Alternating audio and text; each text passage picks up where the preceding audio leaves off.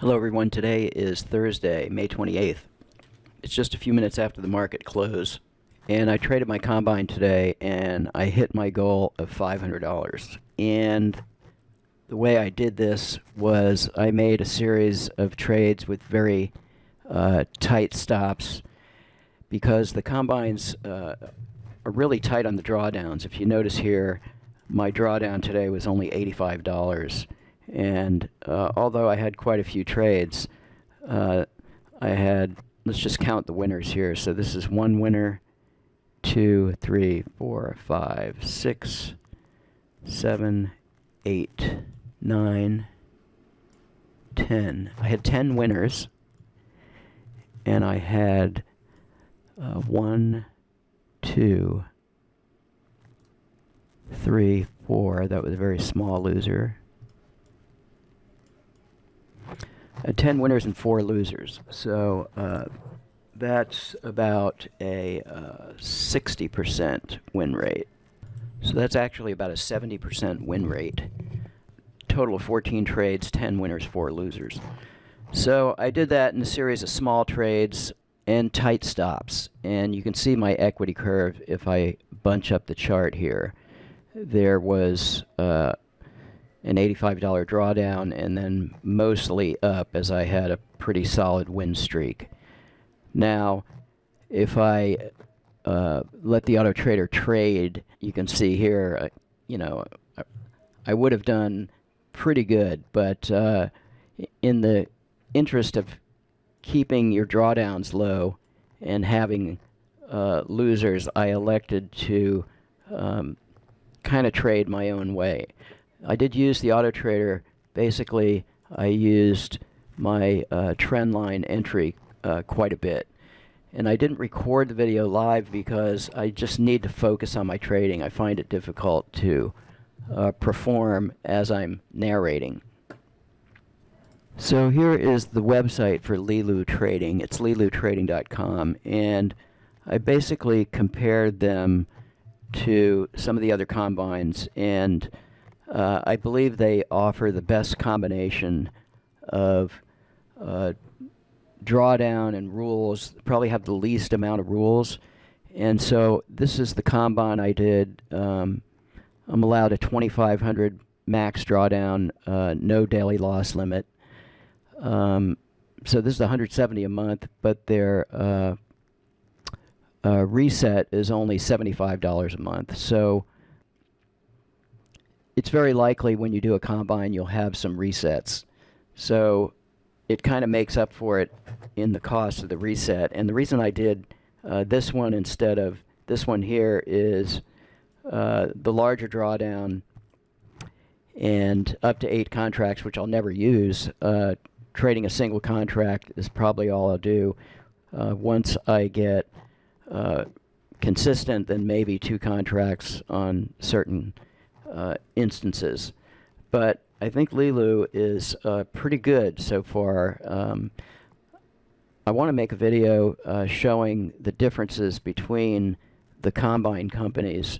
And for example, with earn to trade, if you trade over the max number of contracts, like I was trying the 3 contracts scalp strategy, and I was disqualified because I traded over the allowed number of contracts, where Leeloo would just cancel the trade. They would reject the trade, so you wouldn't get disqualified. So that's kind of nitpicky. I think these companies, are kind of all about raking in the fees, as a lot of traders don't qualify and they reset, and I think that's how they make their money, is on the fees. So I just wanted to show the charts that traded fully automated today, and this was a 3-minute chart, and it did 715.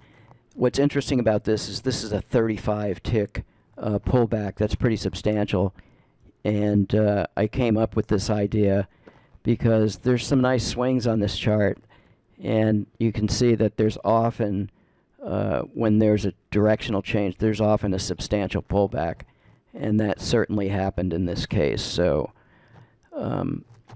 35 ticks actually worked out pretty good. Okay, this is a Superenko 8-tick, and on this one, it's a limit order with a 12-tick pullback, and I'm also using the open range filter, so it can only go long above the open range filter. And it looks like this had several trades. On the money management, I'm you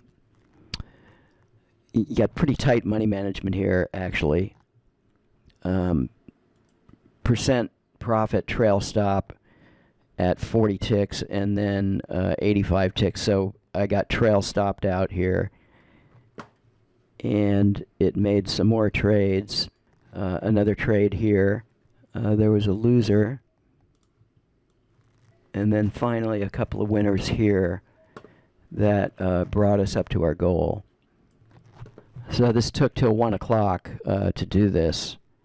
Had I not used trail stops, I easily would have hit my goal much earlier. So I'm really questioning the use of trail stops. On this trade here, I might have got stopped out. Let me see. Our stop loss was 70 ticks, so we went in at 94.09. So 20 points. So times 4 ticks, 20 points times 4 ticks is 80 ticks times $5. So yeah, I would have got stopped out way down here instead of having this winner. So in this case, the trail stop basically saved me. Otherwise, I would have had a full stop loss of $400. So in this case, a trail stop worked out. Okay, this is a beautiful open range filter trade on a 500 Heikin-Ashi tick. So the first opportunity didn't get taken because the look back was more than 5 bars, and then here the trade was entered on the second bar and hit its goal right away. This is a limit order with a 10-tick pullback, and so we were filled and had 2 ticks of slippage. Okay, a Superenko 6-tick, a really small time frame with a simple moving average filter. Again, on the open range filter, there was a loser here. It went long, so a false start here, and then stopped out at the low of the open range, and then managed to go short and recovered its loss. This is a limit order with a 6-tick pullback, and so I have the profit target set at 150 ticks as to make up for a loser if you have one. So this was a pretty great entry and exit right here. Okay, quite a few trades in a 150 Heikin-Ashi tick chart, and you can see the trades here, but it ultimately hit its goal. And on this one here,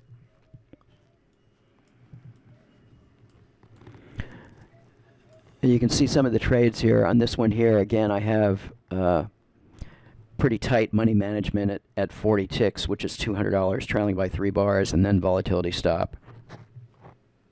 The volatility stop being these little hash marks here. Okay, this is a Superenko 7-tick, so just trying to find the optimal small time frame, 6, 7, or 8 tick. This had a loser to start, drew down $300, but recovered with 3 back-to-back winners. And on this one, it's a limit order at the close of the bar, and pretty loose limits, a 75-tick stop loss, and trailing at 70 ticks. So once again, had I not trailed here, this would have went all the way through, and had I not trailed at all here, probably would have hit our goal, maybe even right here, instead of having to take this trade. There's no question that the best time to trade is the open, and this is a 150 Heikin-Ashi tick chart.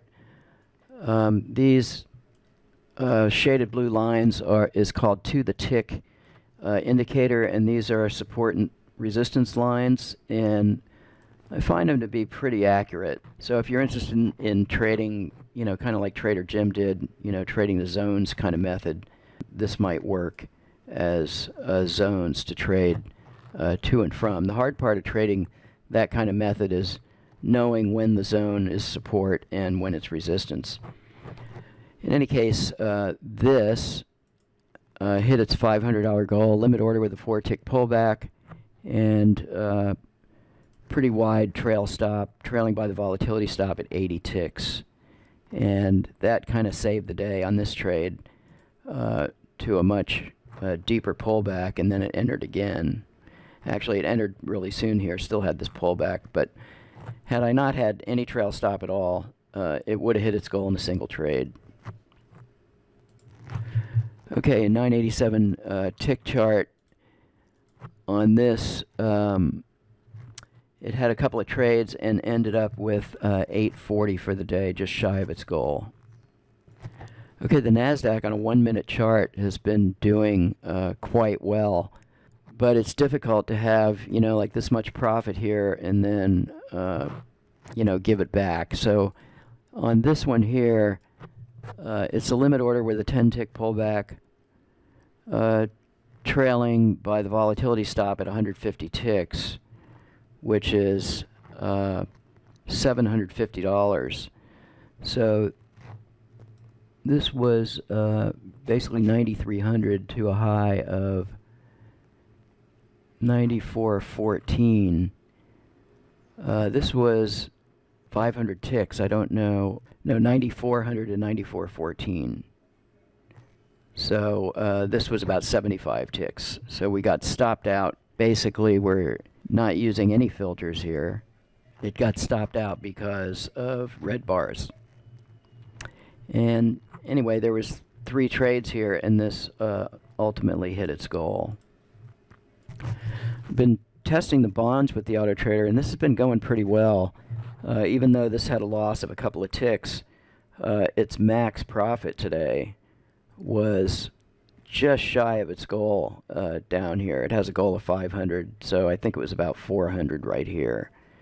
And it got stopped out a little prematurely. So once again, whether or not to use a trail stop remains to be seen, if it's the best way to go. That's all for today's video. Thanks for watching.